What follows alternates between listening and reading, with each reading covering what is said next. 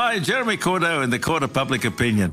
I'm just on air here to let you know that we'll be live streaming the Court of Public Opinion every Friday between 9 o'clock and 12 on jeremycordeaux.com. Please join us. We'd love to have you. Wavelength, sparking the convos about Adelaide you should be having on Fresh 92.7. Welcome to Wavelength, sparking the convos about Adelaide you should be having. I'm your host, Alex, and unfortunately today, Cass is out sick with the flu. Get better soon, Cass. But don't worry, we are joined by the amazing, lovely, incredible, gorgeous Maggie. Cassie wrote the description for you and she couldn't decide which word to use. She did, and what a welcome. That's incredible. I am happy to be here and also happy that she thinks all those lovely things about me. Yeah, How we're excited sweet. to have you here.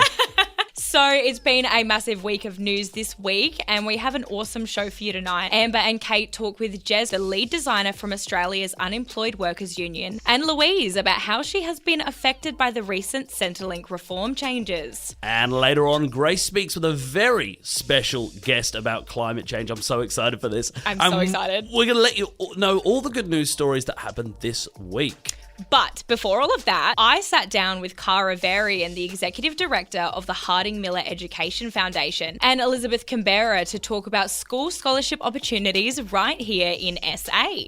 Wavelength. We were founded by Kim Harding and Irene Miller. They have been education philanthropists for about 20 years. They decided to start their own charity that supported Australian girls to achieve education equity. The scholarships support girls from Year 9 to Year 12 in Australian public high schools. How do these scholarships help students and their education? Every scholarship is worth more than $20,000. The students get a laptop installed with a SIM card, so they have mobile data whenever they need it. But they also get $2,500 worth of tutoring each year. They receive a $650 prepaid card, and that can be used for any education expenses. The students have unlimited online homework help. Plus, they have a coach that works with them every month and really support them through big decisions. Other big part is our enrichment program, where we work with corporate and small businesses and inspirational individuals, as well as universities. We usually make sure that students visit universities so that they can see what their options are, but also they can look at people that have had interesting careers and start imagining what their career might look like. We're going to have our first group of graduates finish high school from South Australia this year. There's 6 students in Year 12 and students in 18 different schools. Who is eligible for the scholarship? Girls who are Australian residents or citizens that are studying in Australian public high school and are in Year 8. The students have high academic potential and are experiencing hardship or socioeconomic disadvantage, but they're also really motivated and ambitious. Last year we had 35 applications from South Australia and hope that we'll have a bigger number this year. If people listening would like to help, how could they go about doing that? Volunteer or donate. If anyone's interested in volunteering, either in operational or as a coach, they can go onto our website, and the same thing with donations, either by calling the foundation or getting on our website. And the really great thing is that the founders cover all the operational costs. Any money that gets donated to the foundation goes to the students. I sat down with Elizabeth Nkombera, one of the most recent South Australian recipients of the Harding Miller Foundation Scholarship,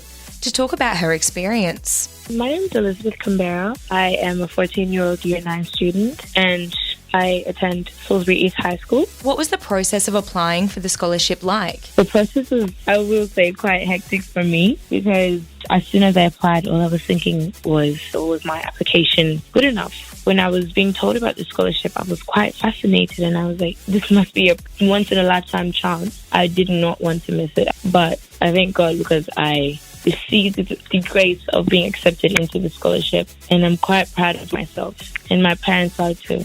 What are your future plans after high school? I'm quite interested in interior and exterior design or architecture. What I want to do is to be a part of the NDIS, designing homes specifically for disabled people. In your opinion, why is the foundation so beneficial for young girls and their future? Harding Miller has helped me in so many more ways than I could count, and I know it will continue to help me. And that's what I wish for every single girl in this world, that they receive that opportunity to do their best in school and all those things that come with the scholarship. Not only that, but they also help with mental health and spreading awareness for one's well-being, especially for a girl and the stresses that come with being a girl in this society. They have opened up my eyes to see what I can do if I put my mind to it. And I believe that through the scholarship, young growing women will be accepted into it, will have that opportunity to have said it has done the same thing for them as well. What would your advice be to girls who are thinking of applying for the scholarship? Absolutely go for it. No matter if you are accepted or not. You would never know unless you try. Just making sure that you're submitting work to the best of your ability. So definitely apply. Wavelength. Amazing. Thanks for that, Maggie. That was such a good interview. It's such important work that they're doing, and it's so nice to sit down and talk to the recipients and see how it actually really affects them. So yeah real feel good. Hey, I know it's always nice to know that these kind of things happen. I think it's so easy to sort of ignore these stories and think that they're not going on in Adelaide, but it's so nice that people are just there to support other people and help them. And like, I know how hard it is to be at school, and it must be even worse if you're struggling for money and struggling for support. So to know that that's there to support young women is just amazing. Absolutely, and just coming out of COVID as well, everyone's struggling so much. So it's nice to see that there are still good people out there helping out. Love it. Well, don't go anywhere. Up next, we speak about the new Centrelink reforms. You're listening to Wavelength. Wavelength. Welcome back to Wavelength, sparking conversations about Adelaide you should be having. Recently, you may have seen on the news a massive change to the Centrelink Job Seekers program, affecting those receiving welfare payments from July 1st. Now Amber speaks with Louise to learn more. Wavelength.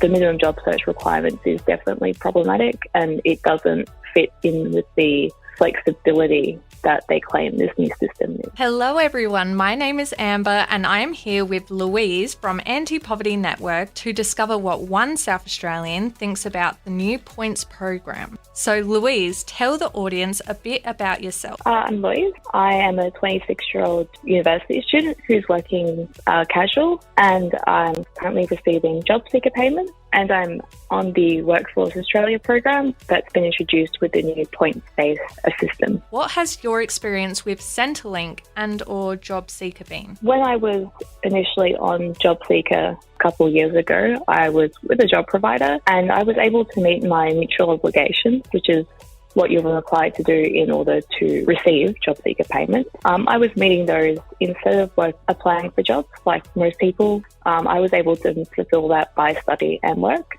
And it hasn't been a negative experience until the new Workforce Australia system. I know people who did have a negative experience beforehand, but it was still, you were interacting with a human being and having to deal with a system that was still somewhat flexible. The new points-based system has come in and it's been pretty difficult to deal with since I've already had to call up the Department of Employment several times to fix their mistakes and to try and find out more information because I haven't received a whole lot and I'm not sure what I have received is actually correct. So a new points system has been imposed for job seekers who are registered with Workforce Australia. What has your experience with that been like? Yeah, so the new Workforce Australia system came in, and because of the changes with contracts, the job provider agencies were removed, including the one I was previously in. So I was allocated initially to a job provider that was about an hour away from my home. So I had to call up and change to get that somewhere closer. And then the new system requires you meet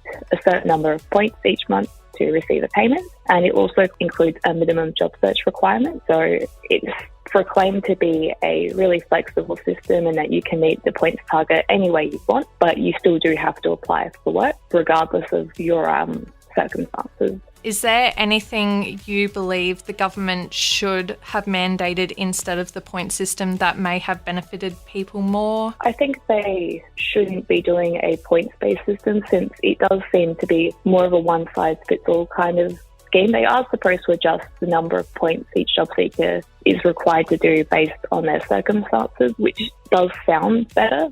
And perhaps if they did remove the minimum job search requirement or bumped up the number of points someone received for something like Work for the Dole, which only gets about 25 points per month. And so someone would still have to apply for jobs if they were working for the Dole. And for my case personally, even if I make the entire points by paid work, I still have to apply for jobs on top of that. Because of the new points-based system, it is up to a computer to decide whether you receive your payments each month. If you meet those points, then you get paid. If you don't meet those points, you don't get paid. And some people don't have job providers that they can actually contact and say, hey, I can't meet those points this month because of such and such reason. And the computer has to make that decision without seeing if that person's okay, how are they going? Is there something that's seriously wrong that's come up? And that's why they can't meet those targets, or just generally checking in, seeing how they're going. It's just sort of a heartless system that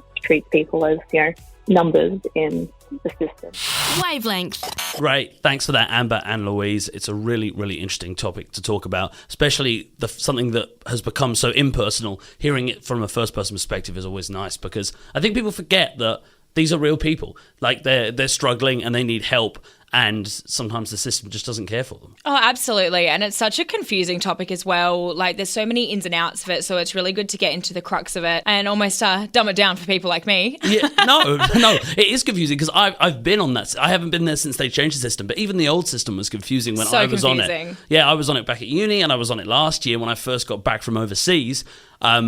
And it's a lot, and you're constantly stressed about the date, because you're like, okay, I've got to do the points. The point system's coming up. I'm going to review. If I don't do it by then, it's this. And you are genuinely, I was trying to get a job and working on other projects and trying to get things off the ground, and then I'd have to stop those things to put effort in to trying to remember to do this randomized point system that felt so removed from my reality. Yeah, and it just must be so stressful. I've never been there myself. I can't even imagine.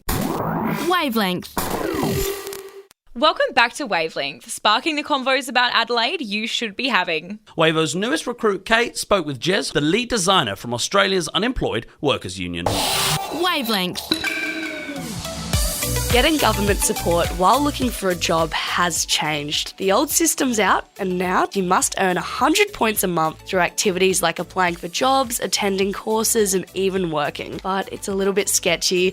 So what does this mean for you? Jez from the Australian Unemployed Workers Union is here to tell us all about it. Hey, Jez. Hey, how you doing? Hey, for someone currently on JobSeeker, what changes will they have to make in their life in order to continue receiving government support? Yeah, it's moved to an online points-based activation system, or PBAS, and it's quite confusing. We have tons of concerns about this new system. You still can just apply for your 20 jobs a fortnight, or whatever it is. But yeah, you get recognition, I guess more formal recognition than you used to get under the old system, that you're doing things like studying or working part-time or, jumping through the Centrelink hoops. But it's not very clear. So if people can apply for 20 jobs a month, how is that different from them to what they would have experienced before this change? Oh, it's no different. It's just that now that they're trying to get as many people into an online service rather than, dealing with job service providers. For example, at Fresh, we would not be running without volunteers. Does this new payment scheme sort of give unpaid workers more opportunity? I mean, we're probably one of the groups that knows the most about this, and we're still confused. In theory, it should count towards their mutual obligation. It should count. If it's not working, then how do we get around this? Will it be fixed? Well, the government says it'll be fixed, but the government said the system worked in the first place. So, that remains to be seen. So is the solution just to get a job? Yeah, what job? The solution is to somehow get away from the system as soon as you possibly can, because it's a nightmare. What about the people that can't physically or mentally, A, complete these activities, or B, get a job? Currently, it doesn't apply to disability employment services, although there is rumours that DES will go over to this system at some point. There are myriad issues with it, digital literacy, people who don't have up-to-date smartphones, people who are in areas with spotty internet or can't afford decent internet. They haven't taken a lot of people's situations into account. I mean, yeah, for a, someone in their mid-20s who's incredibly computer savvy, lives in an area with decent internet, that'll be fine, but that's not everybody. We recently did a survey on this new system, after a week or so of rollout. And people are scared. People are really, really scared. We had 25,000 words. It's a 71-page document of people's concerns about the system. It's hard out there. The headline unemployment rate is not indicative of the true situation. There's still best part of 1 million people on JobSeeker, whether they're, fully unemployed or working casually. The unemployment rate is basically determined on whether you work 1 hour or more a week. Is there any happy news, Jazz? This seems like a very dull situation. Is there any way out of this? We, as a group, tomorrow are meeting with the Department of Employment Workplace Relations to talk to them about the new system, but we're hoping that maybe we can convince them to suspend mutual obligations and the point scheme for 3 months while they iron out some of the kinks in the program. Wavelength. Thanks, Kate and Jez. Up next, we have a very special guest for Wavelength Explains, Dr Karl, who is going to explain what claiming a climate emergency means. Don't go anywhere. You're listening to Wavelength on Fresh. Wavelength. Welcome back to Fresh. Recently, you may have seen South Australia declared a climate emergency, but what does that mean? Ray sat down with Dr Karl to find out more.